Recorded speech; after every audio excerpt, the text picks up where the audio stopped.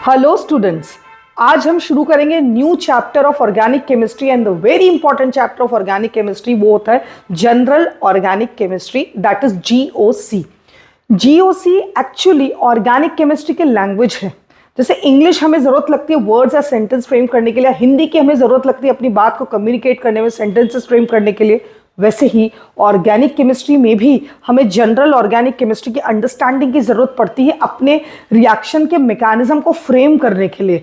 कब, कौन, कहां, किस पे, किन हालातों में अटैक करेगा, प्रोडक्ट बनाएगा, किस तरीके से एक सबस्ट्रेट और एक रिएजेंट के बीच में रिएक्शन होगी, वो पूरी समझ हमें तभी आएगी जब हम ऑर्गेनिक केमिस्ट्री के सबसे important chapter general organic chemistry के कॉन्सेप्ट्स को अच्छे से समझेंगे।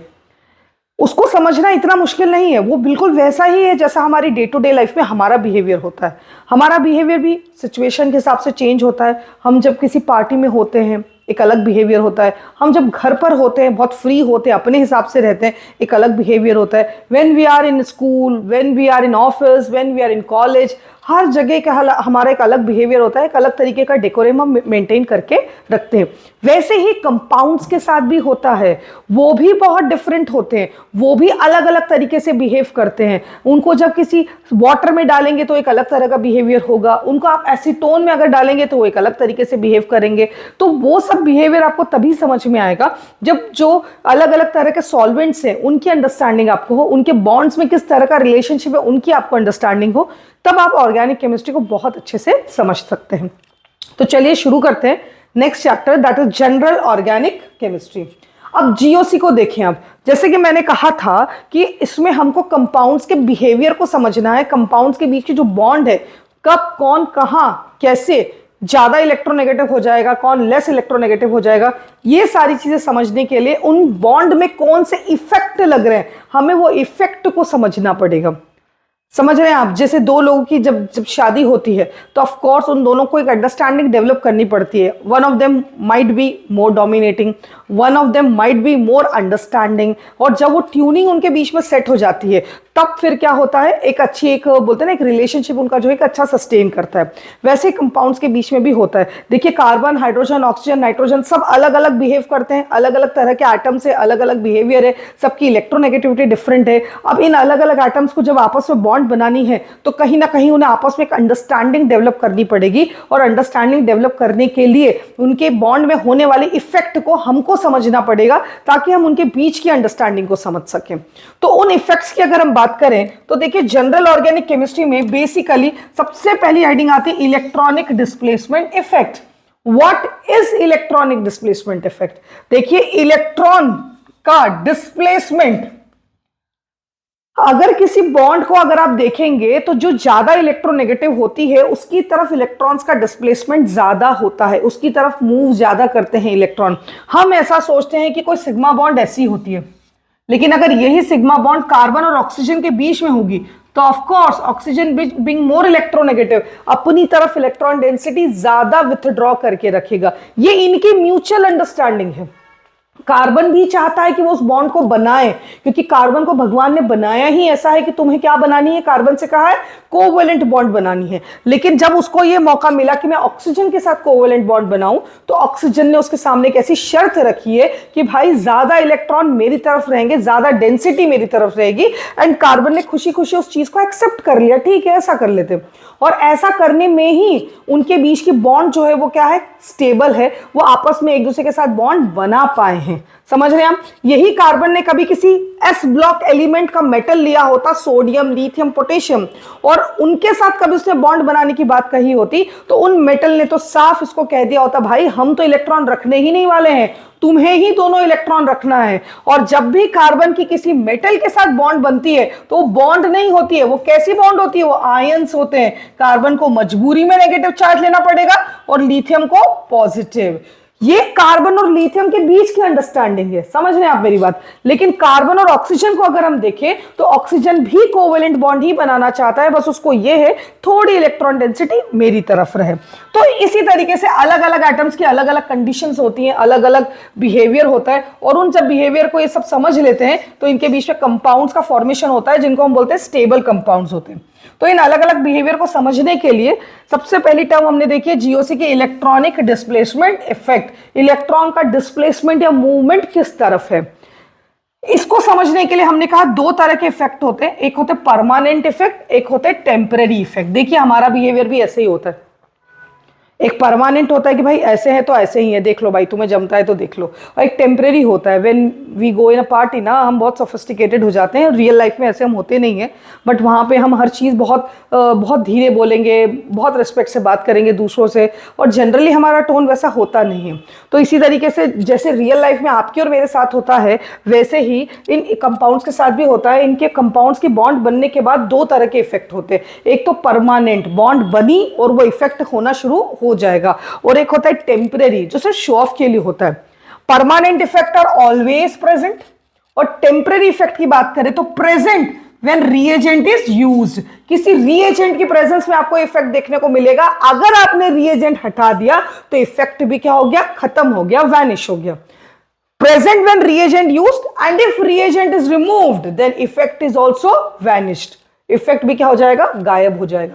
हमारा मेन फोकस इस चैप्टर में इन इंपॉर्टेंट परमानेंट इफेक्ट पर रहेगा जिनको हमें पढ़ना है, जिसमें सबसे पहला आ गया इंडक्टिव इफेक्ट, फिर आ गया रेजोनेंस, फिर रेजोनेंस के कारण होने वाले इफेक्ट हम बोलेंगे मीजोमरिक इफेक्ट, फिर हाइपर कॉन्जुगेशन, और उसके बाद कौन होगा बेटा, एरोमेटिसिटी। इन इफेक्ट्स को हम मेनली इस चैप्टर में कवर करेंगे, इनको डिटेल में पढ़ेंगे, और इनको पढ़ने के बाद आपको एक कंपाउंड के बिहेवियर के बारे में बहुत सारी अंडरस्टैंडिंग आ जाएगी। ठीक है, so let's begin with the first inductive effect. Inductive effect को इलेक्ट्रॉनिक इफेक्ट भी कहा जाता है और ट्रांसमिशन इफेक्ट भी कहा जाता है। अब ऐसा क्यों कहते हैं इसको आप समझें।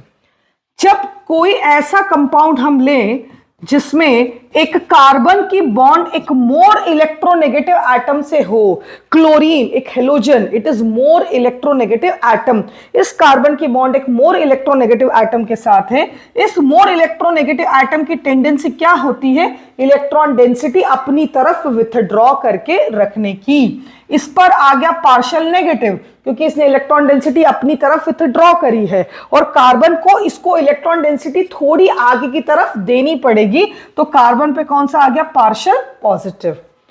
अब ये कार्बन और ये कार्बन को अब आप देखेंगे, देखिए अगर नॉर्मली प्रोपेन होता, कभी मैंने ये ड्रॉ किया होता, तो नॉर्मली प्रोपेन में तो ये कार्बन दोनों एक जैसे हैं, ये कार्बन एक जैसे हैं। ये कहेंगे भाई अपन तो साथ साथ वाले ही, अपने में काय में इलेक्ट्रोनेगेटिविटी बराबर वाले अपन।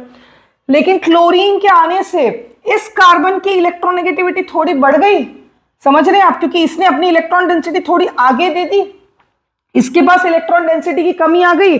अब ये जो कमी है वो इससे तो पूरी कर नहीं सकता, क्योंकि इसके साथ तो इसी शर्त पर बॉन्ड बनाई है, मैं तुम्हें थोड़े इलेक्ट्रॉन दूंगा, तो ये कमी वो किससे पूरी करेगा, इससे, और इससे कहेगा भाई तुम मुझे थोड़े इलेक्ट्रॉन दो, क्योंकि पहले हम दोनों बराबर ही थे, लेकिन क्लोरीन के आने से अब मैं थोड़ा ज्यादा डोमिनेटिंग हो गया हूं, मेरे पास इलेक्ट्रॉन की कमी आ गई है, तुम्हें मुझे देना ही पड़ेगा। तो वो कहता है भाई देख, क्लोरीन ने तुझसे जितने छीने हैं, ये कार्बन इसको कहता है कि भाई क्लोरीन ने तुझसे जितने इलेक्ट्रॉन छीने हैं मैं उतने तो नहीं दे सकता, पर ठीक है थोड़ा बहुत तू मुझसे ले ले, तो ये इसको थोड़े से इलेक्ट्रॉन डेंसिटी दे देता है। अब इसके पास इतनी इलेक्ट्रॉन डेंसिटी की कमी तो नहीं आई है, पर थोड़ी सी कमी आई है। ये फिर कहता है अपने पीछे वाले कार्बन को कि भाई थोड़े से इलेक्ट्रॉन डेंसिटी तुम मुझे दे सकते हो क्या, तो ये थोड़ी सी इलेक्ट्रॉन डेंसिटी इसको दे देगा।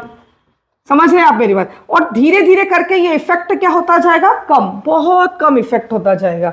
ठीक है वाली बात। लेकिन ये जो इफेक्ट है जो आपको इस बॉन्ड के कारण देखने को मिल रहा है, मतलब मोर इलेक्ट्रोनेगेटिव एटम के कारण, मोर इलेक्ट्रोनेगेटिव एटम के कारण जो ये इफेक्ट देखने को मिल रहा है, इसी को हम क्या बोलते हैं, इंडक्टिव इफेक्ट। इंडक्टिव इफेक्ट मतलब सिग्मा बॉन्ड में जब एक एटम ज्यादा इलेक्ट्रोनेगेटिव हो, एक एटम कम इलेक्ट्रोनेगेटिव हो, तो सिग्मा बॉन्ड के अलोंग इस ट्रांसमिशन ऑफ इलेक्ट्रॉन को क्या कहते हैं, इंडक्टिव इफेक्ट। तो ये एक इफेक्ट तो किस कारण से देखने को मिला हमको, मोर इलेक्ट्रोनेगेटिव एटम के कारण से इंडक्टिव। इंडक्टिव इफेक्ट का एक और इंपॉर्टेंट कारण होता है, जब आप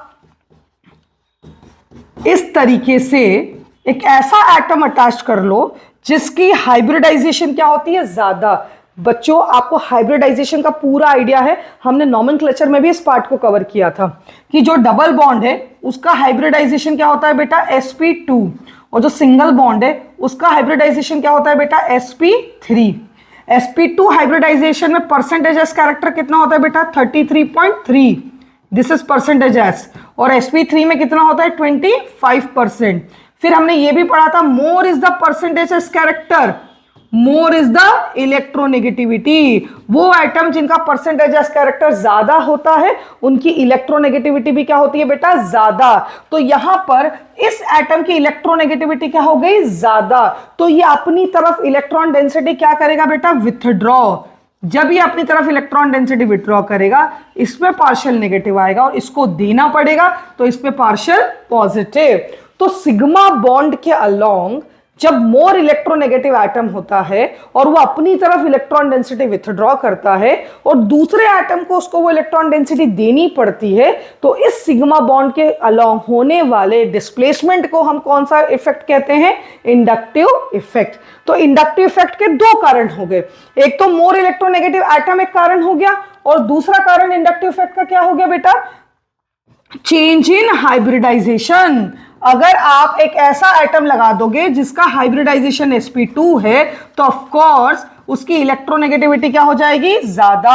तो दो इंपॉर्टेंट कॉज हैं इंडक्टिव इफेक्ट के। पहला इंपॉर्टेंट कॉज क्या हो गया, मोर इलेक्ट्रोनेगेटिव एटम अटैच कर दिया।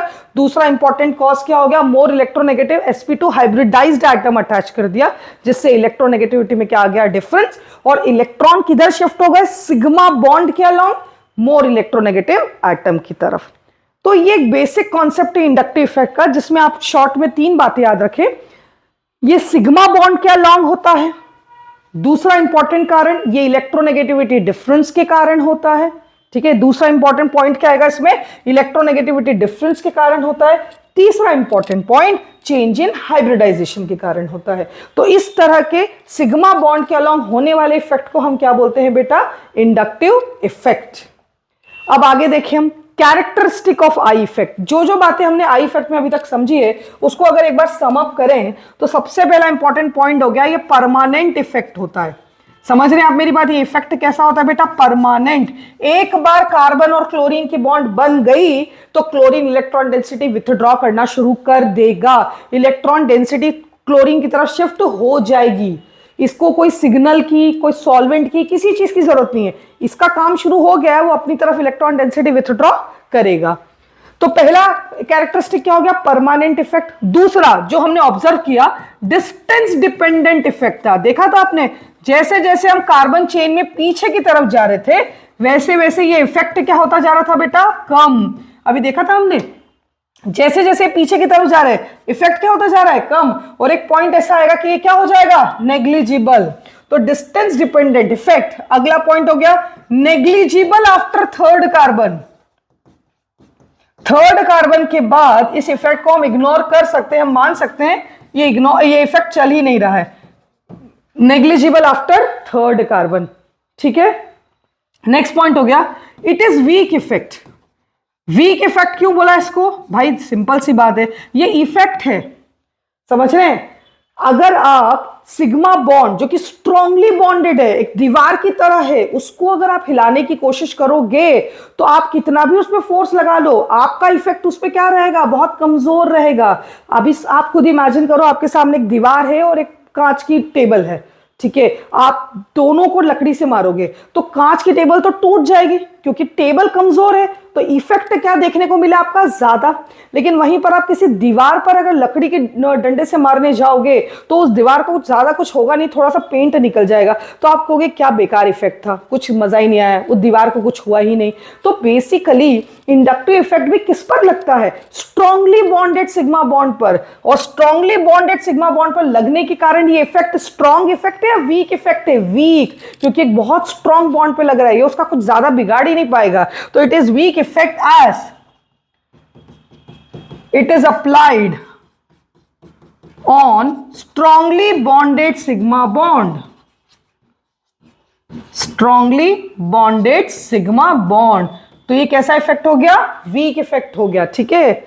Next point, it is permanent polarisation.